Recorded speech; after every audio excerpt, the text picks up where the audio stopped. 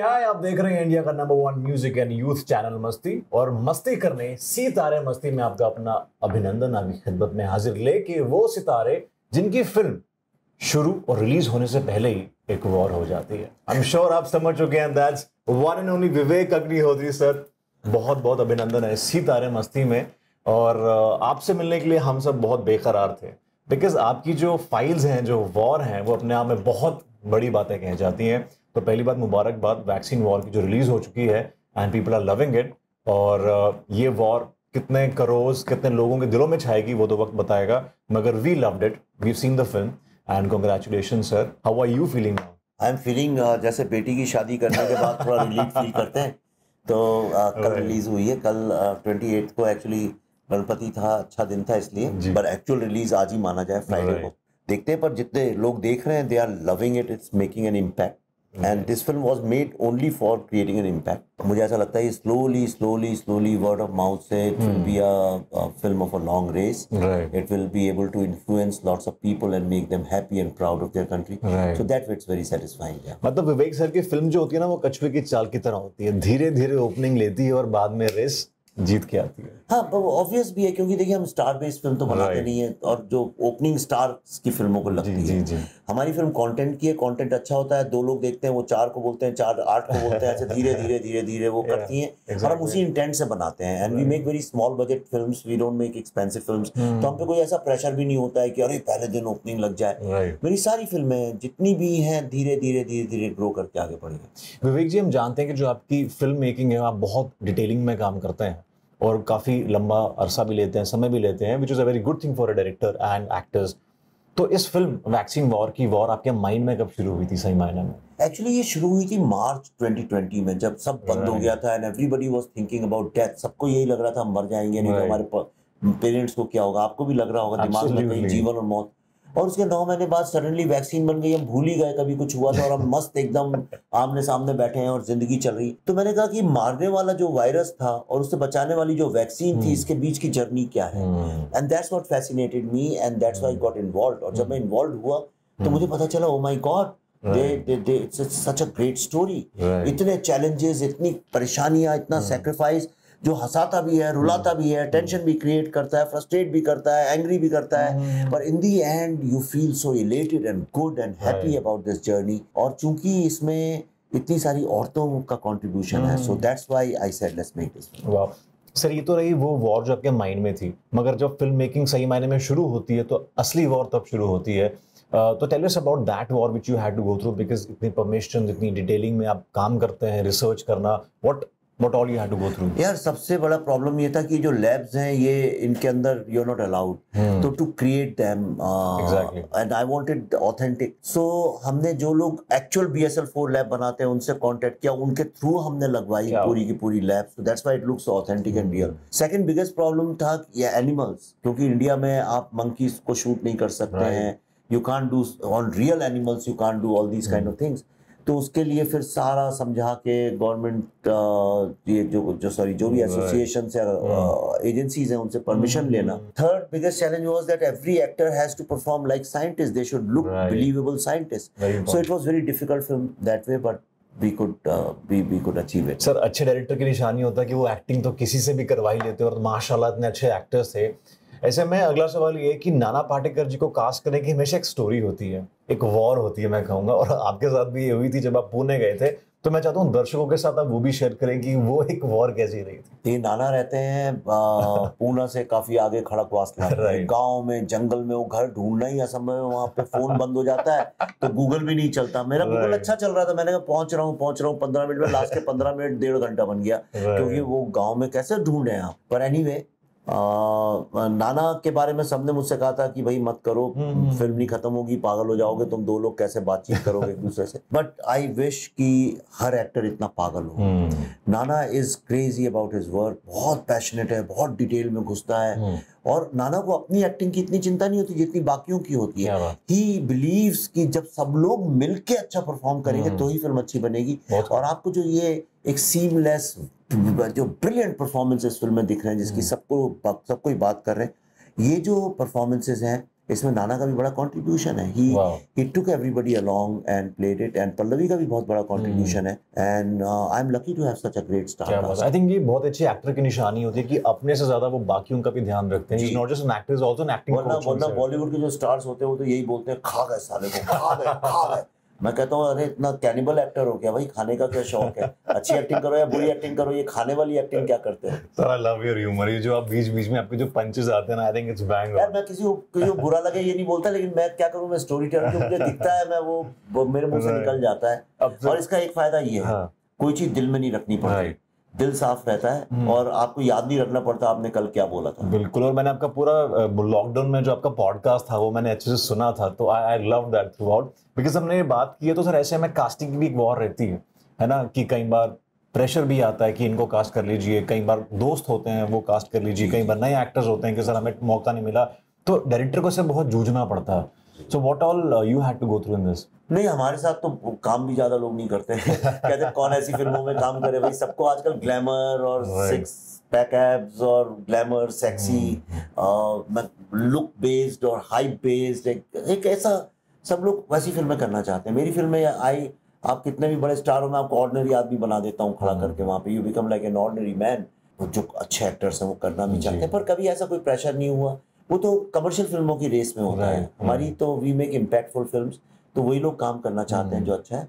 And I also work with those actors who are very very dedicated to their craft and who are basically good human beings. In fact मैं दर्शन कुमार को भी recently एक award function मिला था. आई told him जो Kashmir files का last scene था, I tagged you also on Instagram and what a scene you have done. It was like all thanks to Vivek sir, क्योंकि वो डायरेक्टर नहीं है, वो आपसे एक्टिंग भी करवाते हैं. So I think absolutely.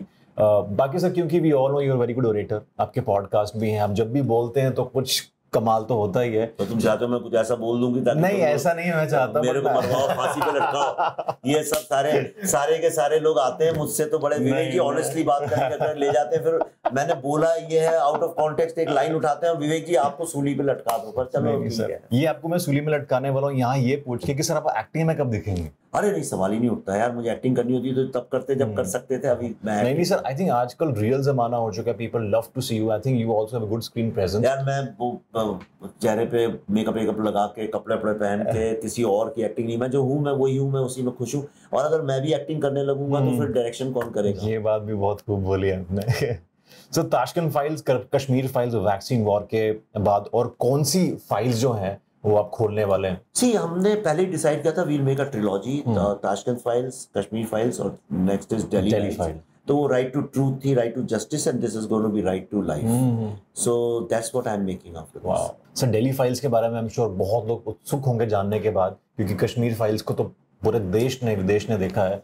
सो कुछ अगर आप बताना चाहें इसके बारे में. सी अब जब आएगा वक्त तो बताएंगे, पर मोटा ऐसा है कि भाई इंडिया का जो पार्टीशन हुआ था वो क्यों हुआ था और उसका सत्य क्या था, और ऐसा क्या है कि पार्टीशन आज तक खत्म ही नहीं हुआ है और चला आ रहा है वो लगातार. तो ये I think this is going to be a very very powerful film. हाँ और या सर क्योंकि आपकी फिल्में बहुत अलग होती हैं, आई थिंक आपका विजन बहुत डिफरेंट है, तो ऐसे में मेरा सवाल हमेशा आपसे ये रहा है जो मैं पूछना चाह रहा हूँ आज, की विवेक अग्निहोत्री को डायरेक्शन की इंस्पिरेशन कहाँ से मिलती है? लाइफ, जिंदगी से. मैं तुमसे अभी बात कर रहा हूँ और तुम्हारे कुछ हाव भाव, तुम्हारी बातें, तुम्हारे शब्द, तुम्हारी जिंदगी की कथाएं, कहानी. तो अगर मैं कभी बातचीत, अभी आप थोड़ा बिजी हूँ वरना मैं जनरली बातचीत करता रहता हूँ लोगों, तुम आओगे 10 मिनट पहले बाद में, तो वो जो है ना मेरे को इतना फैसिनेट करता है कि एक ही चीज़ है और दुनिया में इतने सारे लोग उसे अलग नज़रिए से देख रहे हैं, और हम कई बार जिंदगी की जो रियल ब्यूटीफुल क्वालिटी है उसको मिस कर जाते हैं. तो I am very inspired by life, और मैं ऐसा विश्वास करता हूँ कि मैं अपनी जिंदगी बड़ी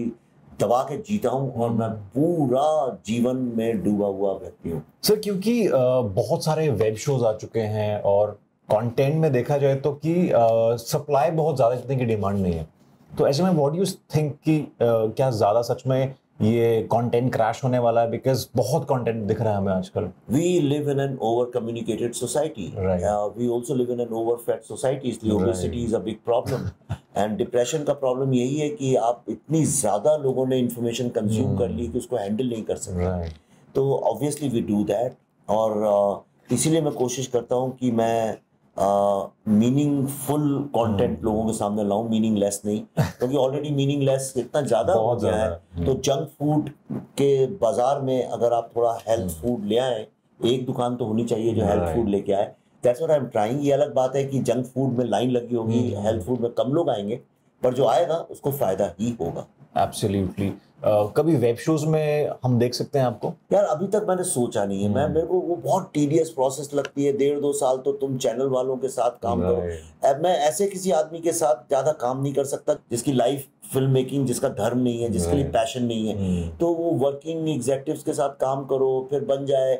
अच्छा बन जाए तो किसी को ये भी नहीं पता किसने बनाई है। तो मैं तो इस बात में अभी तक बहुत इंटरेस्टेड नहीं हूँ। हमने बनाई है, ऐसा नहीं। हमने एक बहुत पावरफुल, बड़ी सक्सेसफुल ZEE5 के लिए बनाई है Kashmir unreported, which is 7 episodes of the research behind it's a docu series. कौन बनाता है docu series? But we do things which nobody else does. Sir एक ऐसा रियल लाइफ बायोपिक जो आपको लगता है कि आप कभी ना कभी बनाएंगे, मतलब बिकॉज आप जब बनाते तो बहुत डिटेलिंग में, रिसर्च में काम करते हैं। Anything that you have in your mind? मेरे को ऐसा लगता है कि अब्दुल कलाम साहब की बायोपिक करनी चाहिए। मुझे बहुत अच्छे लगते हैं। वो इतने इंस्पायरिंग आदमी है। कितना उन्होंने बच्चों को इंस्पायर किया है, कितना उन्होंने लड़कियों को इंस्पायर किया। ये जो फिल्म है वैक्सीन वॉर, इसमें जो लैब हमने दिखाया है BSL-4 लैब, जो NIV का है, ये वर्ल्ड में WHO अप्रूव्ड सिर्फ 6 लैब्स हैं। और ये भारत के लिए बहुत गर्व की बात है कि हमारे पास ये लैब है। 2011 में बना था। आपने अगर फिल्म देखी है तो उसमें एक जगह बैकग्राउंड में मैंने कलाम साहब की फोटो भी दिखाई है। इसीलिए दिखाई है क्योंकि ये लैब जो बना है उन्हीं ने बनवाया था। क्या बात। उन्हीं के कारण आज भारत में BSL-4 लैब है। अगर ये लैब नहीं होता तो हम कोविड में वैक्सीन नहीं बना सकते। This is definitely tribute to Kalam साहब, जो हम सब की बहुत हद तक इंस्पिरेशन है। Sir very quickly now we move ahead and we play fun word. तो विवेक अग्निहोत्री जी को पहली बार हम देखेंगे फन वर्ड में, जहां पे मैं इनसे कुछ सवाल पूछूंगा रैंडम, जिसका आपको एक शब्द में जवाब देना है। If you have to choose one superstar, Shahrukh, Salman, Aamir, किसको चूज करेंगे और कौन सी फिल्म बनाएंगे? अगर देखिए मेरे को कमर्शियल फिल्म बनानी हो जो कि बिना फिल्म देखे ही लोग उसको सुपर डुपर हिट बोल दें, और तो ऑब्वियसली मैं शाहरुख साहब के साथ बनाना पसंद करूंगा। लेकिन अगर मुझे कोई ऐसी फिल्म बनानी हो जहाँ पे ज्यादा बहुत बॉक्स ऑफिस की चिंता नहीं करनी पड़े और कुछ अलग नया कर सकें जो देखने के बाद लोगों को ज्यादा पसंद आए, then I would rather work with Aamir Khan. उत्तरी। और thank you Vivek ji, thank you so much for taking me. अरे अच्छा कर दो मेरे भाई विवेक जी, हमें भूल गए विवेक जी। नहीं भूला नहीं। मैं बताऊं, अगर सबसे अधिक सिनेमा को कोई समझता है तो वो सलमान खान है। लोगों को पता This is very true. This is very nobody understands cinema better than him. वो जैसा दिखता है सलमान खान वैसा है नहीं। I have met him and I know his business, his film acumen is so good. I am a fan for that. क्या बात है। पर मैं ऐसी फिल्में बनाता नहीं हूँ सलमान टाइप की, एक्शन और उस तरह की, तो इसलिए मैंने सलमान का नाम नहीं सोचा। सर अगला सवाल और भी बहुत मुश्किल है। If you have to choose one of your babies, Tashkent files और कश्मीर फाइल्स? See, honestly मैं बताऊं, I would choose Buddha in a Traffic Jam. I think that was a very courageous, very gutsy film. And देखिए जब आप थोड़ा पैसा हो, वक्त हो, लोग साथ हो और कोई चीज बनाना एक अलग बात है, लेकिन जब आपके पास कुछ भी नहीं हो, सिर्फ जिंदगी में डार्कनेस हो, अंधकार हो, उस वक्त की जो मोहब्बत होती है वो सबसे अच्छी मोहब्बत होती है। After Buddha in a Traffic Jam, I think The Vaccine War will always remain my favorite film, क्योंकि इतना डिफिकल्ट सब्जेक्ट आप सोच नहीं सकते हैं कितना डिफिकल्ट है बायो साइंस को इतना ऐसा बनाना जिसमें लोग हंसें और रोएं और इंस्पायर्ड फील करें। Sir good actors with okay script या okay actors with very good script, what you choose? It's a very difficult question. So देखिए क्या है, समटाइम्स ना good actors can also make a bad script look very nice and wonderful, लेकिन a bad script can always take good actors also down. So I would rather have very good script and very good actors. क्या बात है। अब क्योंकि विवेक sir के पास जा रहे थे तो हमने भी बहुत रिसर्च की सवालों पे कि क्या पूछे क्या ना पूछे, ताकि सर को भी हम उस थॉट में डालें। But I'm glad. The most underrated actor and actress according to you?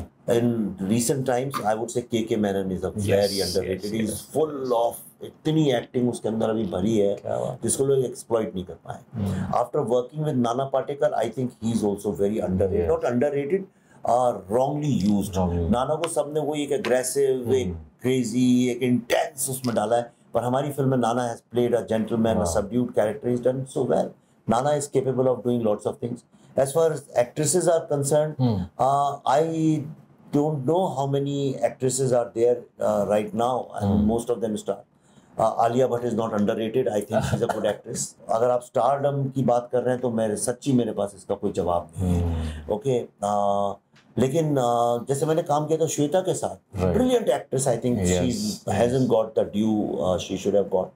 Pallavi is such a full of, I mean, she's a gold mine of acting. Yes. But industry didn't give her due, but now she has no complaints because with fabulous performances in Kashmir Files, Tashkent Files, now in this film, I think she is doing pretty good. And of course, congratulations, sir, and Pallavi ji for national award as well. Thank you. अब तो सरकार ने नवाज दिया national award से. I think इससे बड़ी कोई recognition जो है वो नहीं मिलती. Sir, if you have to name one thing for super hit film, वो क्या होगी? See, मेरी नजर में तो अंकुर भी एक सुपर हिट फिल्म है. सुपर हिट फिल्म क्या होता है? ये हिट और फ्लॉप क्या होता है? पहली बात तो ये समझा जाए किसको हिट बोलते हैं, किसको फ्लॉप बोलते हैं. अगर प्योर आप बिजनेस टर्म्स में देखें, हिट क्या है? तो हिट वो फिल्म है जिसने 1 रुपया लगाया और 4 रुपए कमाए, ना कि वो फिल्म जिसने 3 रुपए लगाए और 4 रुपए कमाए, और ना कि वो फिल्म जो कि 4 रुपए लगाए और 3 रुपए कमाए. तो कई बार क्या होता है, लोगों को 300, 400, 500 करोड़ सुन के लगता है सुपर हिट फिल्म है, लेकिन वो उनकी कॉस्ट, आप रेशो अगर देखें कॉस्ट उसका, हमने देखिए 6 करोड़ में बनाई थी ताशकंद फाइल्स, 30-35 करोड़ का बिजनेस किया, 5-6 टाइम ज्यादा किया, बहुत बड़ी बात थी.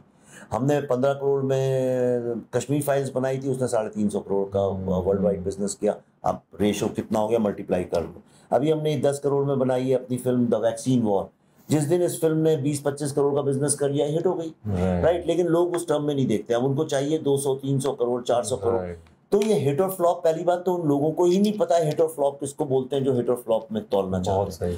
दूसरा, अगर एक समझिए वैक्सीन वॉर देखने के बाद 10-15 बच्चे साइंटिस्ट बनने का डिसीजन ले लें, इंस्पायर हो जाए, इससे बड़ी हिट क्या हो सकती है फिल्म सक्सेसफुल, आप बताइए.